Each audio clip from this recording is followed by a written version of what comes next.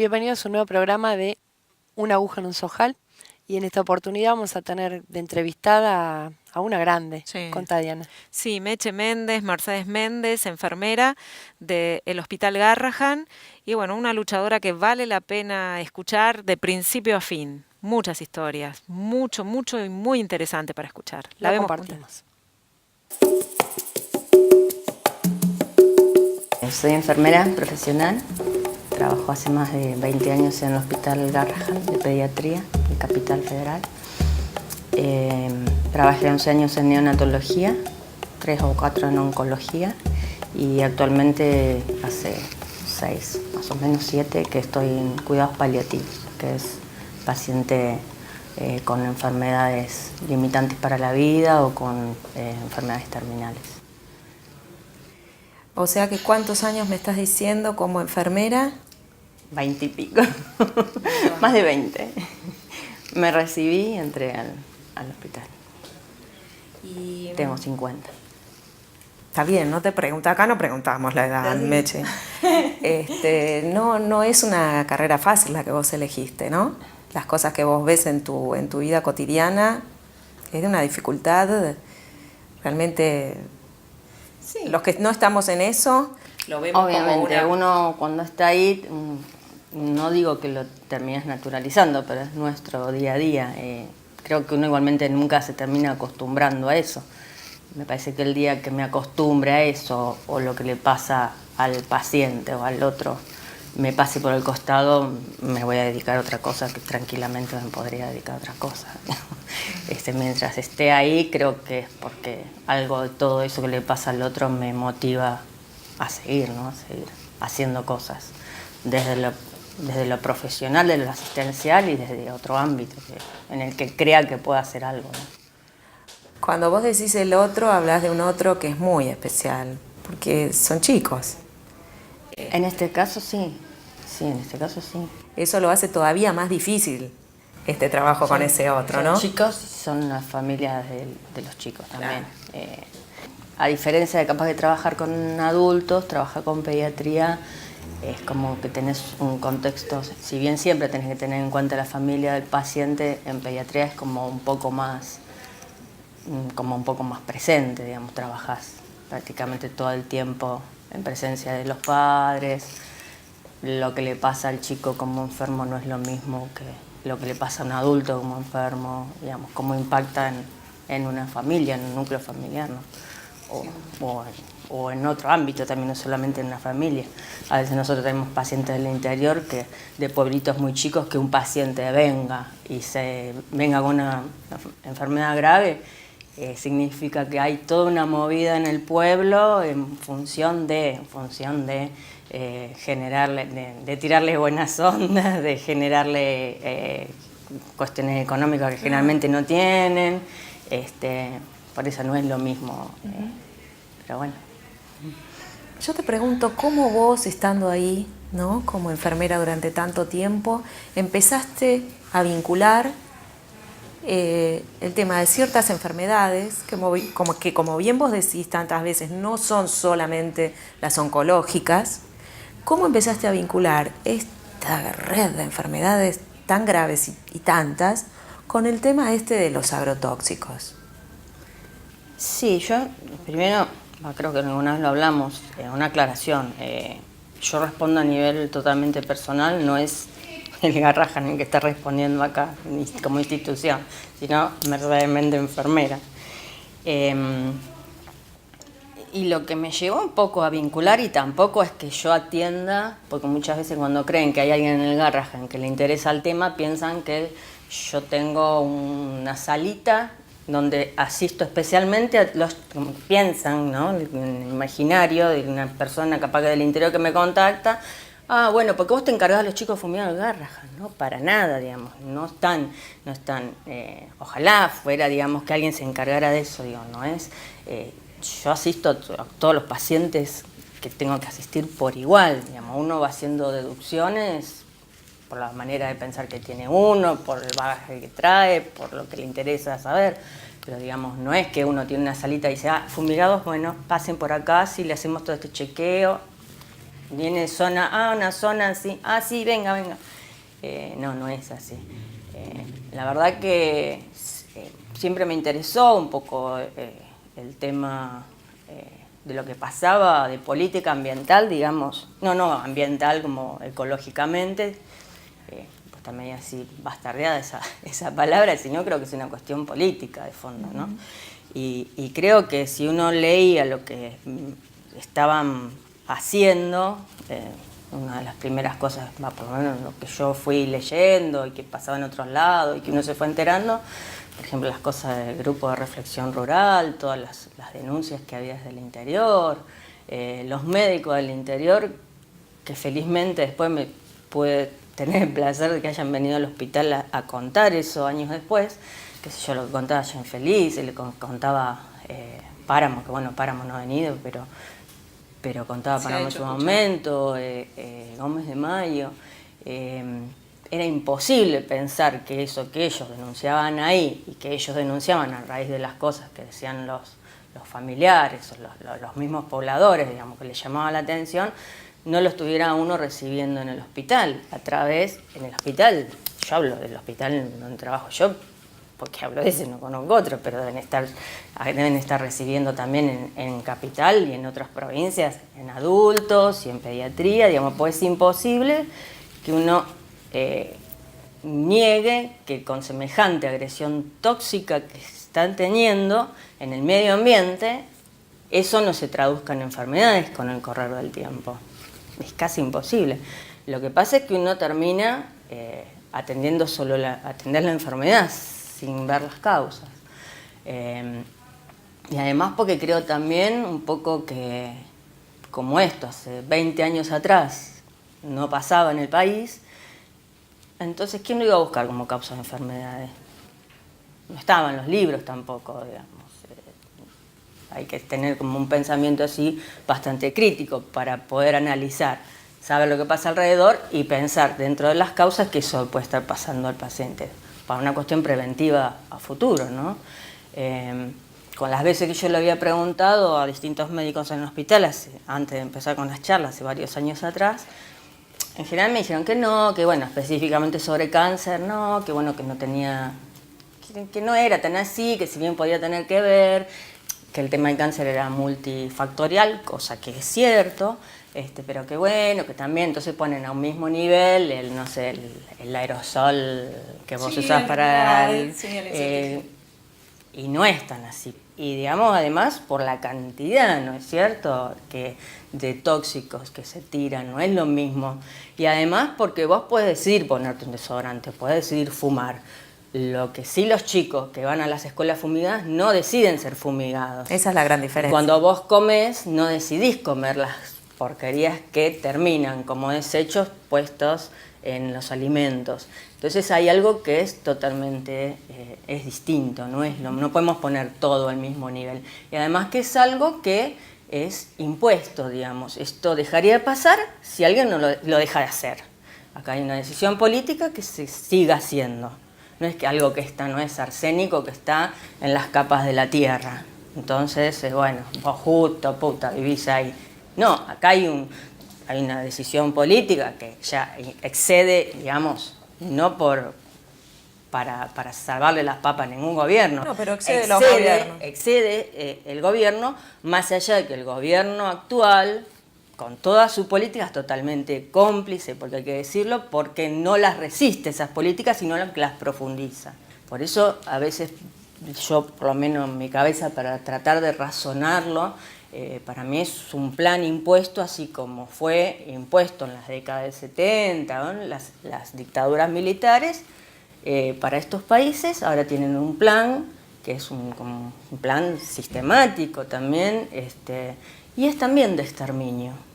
Es de exterminio y de ocupación de territorio. En el año 91, más específicamente, se emite en realidad un memorando en el Banco Mundial firmado por Lawrence Summers, economista en jefe del Banco Mundial en ese momento, que alienta el traspaso que plantea que el Banco Mundial debe alentar el traspaso de industrias sucias a los países subdesarrollados.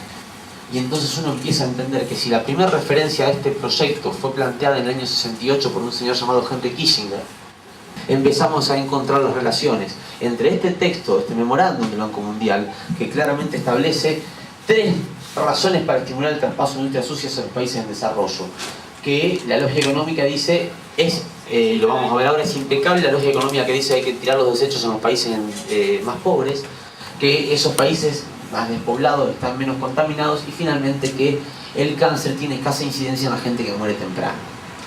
Esta es una nota publicada, un artículo de diario, publicado el 5 de febrero del año 92, que dice: Lawrence Summers, economista en jefe del Banco Mundial, recomendó que esa institución aliente la transferencia de industrias sucias a los países en desarrollo, sosteniendo que los costos de la contaminación perniciosa a la salud dependen de los lucros que pueden ser perdidos por causa del aumento de la mortalidad. Visto desde este ángulo, una cantidad dada de contaminación dañina para la salud debería ser realizada en el país de costo más bajo, que es el de menores salarios.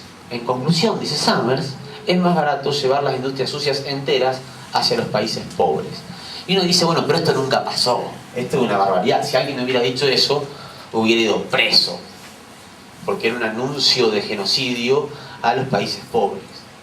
Sin embargo, Summers en ese documento, que hasta hace 3 años estaba disponible en la página del Banco Mundial en inglés, dice que para poder garantizar ese traspaso es necesario generar inversiones en esos países, en estas áreas, para poder garantizar la absorción de lo que significa el consumo de energía, por eso inversiones en energía, de traslado de los productos, por eso la inversión en transporte, en comunicaciones y en agua y saneamiento. Sin inversiones en esas áreas es imposible pensar un traspaso exitoso, dice Summers en su informe.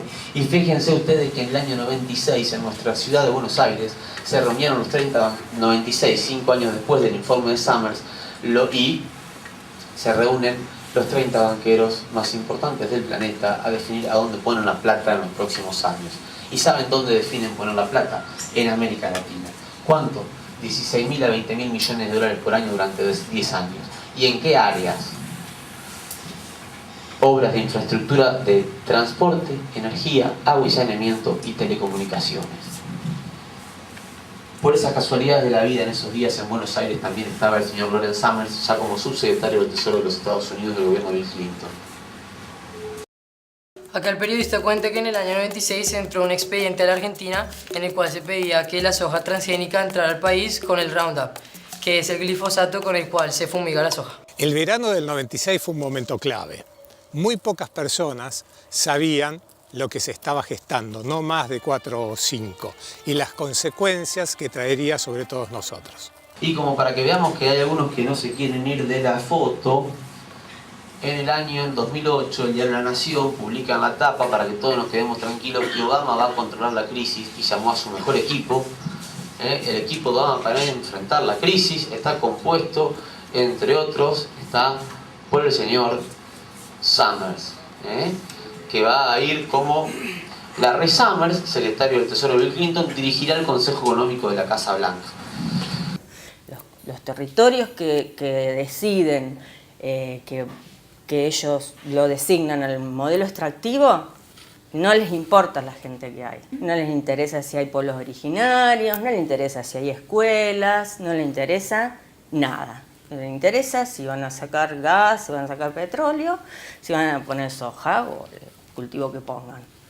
No les interesa, digamos, es realmente un daño colateral para ellos. Cuando empezamos a preocuparnos, hicimos una encuesta de casi a 240 familias que hemos encuestado. La mayoría de las familias comentaban de que el papá, la mamá, la abuela, algún hermano tuvieron problemas de cáncer y se murieron de cáncer. Y eso me llamó mucho la atención porque mi mamá también murió de cáncer y ella hacía más de 30 años que estaba sentada ahí en la zona. Yo por ahí quiero comentar también mi situación personal, que yo nací ahí en la zona, tengo 37 años, tengo 3 hijos y mi primer hijo es un varón, tiene 16 años ahora y estoy acá en Buenos Aires, estoy en el Garrahan también por un problema de salud de mi hijo. Él tuvo problema de malformación de columna y ahora tiene problemas. Por ahí digo, hay un pronóstico más o menos que sería la atrofia muscular espinal. Y después así nos enteramos de que hay otros chicos que son de la zona y que están acá en el hospital y que también tienen problemas de salud. Hay mi sobrino que tiene 8 años y se operó del tumor en la cabeza y todavía sigue, hace más de 3 meses que está. Otra vecina nuestra que también, la nena tiene 13 años y le tienen que hacer todos los días la diálisis porque se tiene que hacer un implante de riñón y está acá también en el Garrahan. Y así otros chicos vamos descubriendo que son allá de nuestra zona y nos llama la atención eso. No es pura maldad, sino es sentar también a decir en la conciencia qué está pasando en nuestra provincia, qué está pasando en nuestro país con usar tantos agrotóxicos que benefician a los grandes, pero que a los humildes, a los chicos sobre todo, le perjudican mucho en la salud.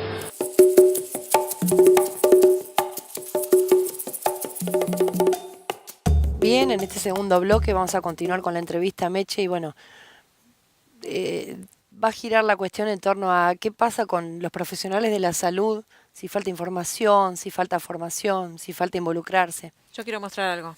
¿Puedo? Dale, a ver. Acá en esta revista Mu la tenemos a Meche, ahí dice, el silencio enferma. ¿Se acuerdan ustedes de El silencio de salud, ¿no? De la dictadura? Excelentísima esta revista, quiero 2 minutos si puedo, casi no puedo, pero bueno, acá la tenemos. Permítanme mostrar ahí. Meche y bueno, y muchísima gente más. Esta revista Mu la aconsejamos muchísimo que la compren, que la bajen de los PDF que sube la gente que la edita. Importantísima, siempre poniéndole un ojo a esta problemática, bueno, tan poco vista en los medios. Sí.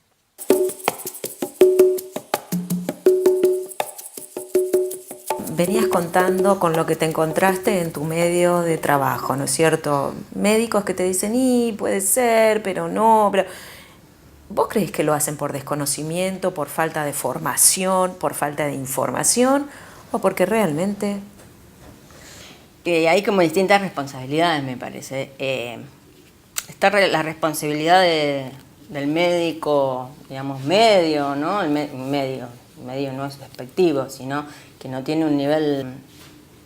Creo que un poco a esos compañeros, creo que son compañeros nuestros en el equipo de salud, esa parte de los médicos, van apuntadas todas estas charlas que hicimos, ¿no? A poder cambiarle un poco o a mostrarle esta realidad a esos médicos, que creo que muchos puede ser por desconocimiento, puede ser por la formación que han tenido durante todos estos años, donde venimos, obviamente, toda la dictadura no fue en vano, y ha quitado el pensamiento crítico de todas las profesiones, no solamente de los médicos, ha hecho profesionales poco solidarios en general, que obedecen órdenes, que dicen sí le pertenezco y que tratan de cuidar su quintita. Digo, esto no es específicamente, estoy hablando de los profesionales de Garrahan, entre los que me incluyo, y no es despectivo, pero digo, justamente a esos compañeros, digo, me parece que la idea es poder mostrarle esta realidad que está pasando y que mismos colegas lo están contando al interior del país, que son los que están más cercanos a los pacientes nuestros, para ver qué podemos hacer en este caso, desde el Garrahan, contado desde... Nosotros nos ocupamos, es un hospital de alta complejidad, pero desde esa alta complejidad seguramente alguna cosa como paneo de esta situación se debe poder hacer por la cantidad de pacientes que atendemos. Y que por ahí eso siempre pedimos a los doctores, a los médicos, que en esa situación, cuando ya se multiplica esos casos, por ahí siempre le pedimos de que ellos traten de darse cuenta o de ayudarnos, a nosotras la familia, a cuidar nuestra salud, a cuidar la salud de nuestros chicos y a empezar a investigar un poco qué pasa con eso, con ese veneno, porque para nosotros es veneno lo que están largando. Y hay otro nivel de responsabilidad que es de las direcciones, de los cargos ejecutivos que reciben órdenes y que no se van a salir de ese lineamiento, porque son cargos puestos a dedo porque... Y más políticos, ¿no? Son, claro, obviamente, puestos a dedo políticos. Y que esa omisión es complicidad, creo. En esta lucha de contar la verdad y lo que nos está pasando, nos sentimos solos de parte del gobierno, de parte del Ministerio de Salud inclusive, de parte de los intendentes de nuestra zona, y más aún de parte de la salud donde nuestros hijos están siendo atendidos en los centros. Entonces hay distintas responsabilidades. Ustedes están ahora ahí precisamente en el Garrahan pidiendo que se haga esto con lo que empezábamos la charla, que es que se haga un mínimo protocolo, ¿no es cierto? No gran cosa, sino que se hagan análisis para ver en sangre presencia de agroquímicos. Nosotros lo que pedimos en la última charla, bueno, vos estuviste también, fue que se pueda lograr hacer el dosaje de agrotóxicos en el hospital, que hasta ahora no se hace. Como algo de rutina cuando ingresa el paciente. Después que lo decidan, digamos, justamente que pongan el pensamiento médico, pero lo que uno intenta es que traten de ver el daño tóxico que están sufriendo, que estamos sufriendo todos, sobre todo los pacientes del interior y los niños más, como causa de enfermedad. A partir de ahí seguramente el pensamiento médico va a dar para hacer un montón de otro tipo, como hacen con otras enfermedades, teniendo en cuenta eso como causa de enfermedad. Damián Marino, que es un médico, un doctor en ciencias exactas, en química de la Universidad de La Plata, él habla de que tiene que ser como un diagnóstico médico, eso, porque uno habla de oncología, pero hay un montón de otras cosas que también en lo que está afectando. Y muchas más cosas que seguramente ni sabemos. Mencionalo para que la gente, que vos no sabés. Malformaciones, abortos espontáneos, problemas endocrinos, la neurotoxicidad que provoca, de problemas que tienen, de pacientes que tienen, digamos, relatado por la misma Sofía Gatica, ¿no? Yo perdí una hija con malformación de riñón y bueno, yo la tuve que velar a mi hija y he sufrido muy mucho con mi hijo varón, que he tenido que llevarlo al hospital muchas veces porque no ha podido caminar. Cuando llevaba al hospital me decían que no sabían lo que tenía. Yo jamás pensé que eran los agroquímicos. Y gracias a Dios, él ahora camina. Pero después yo me di cuenta que los agroquímicos habían afectado la salud de mi hijo.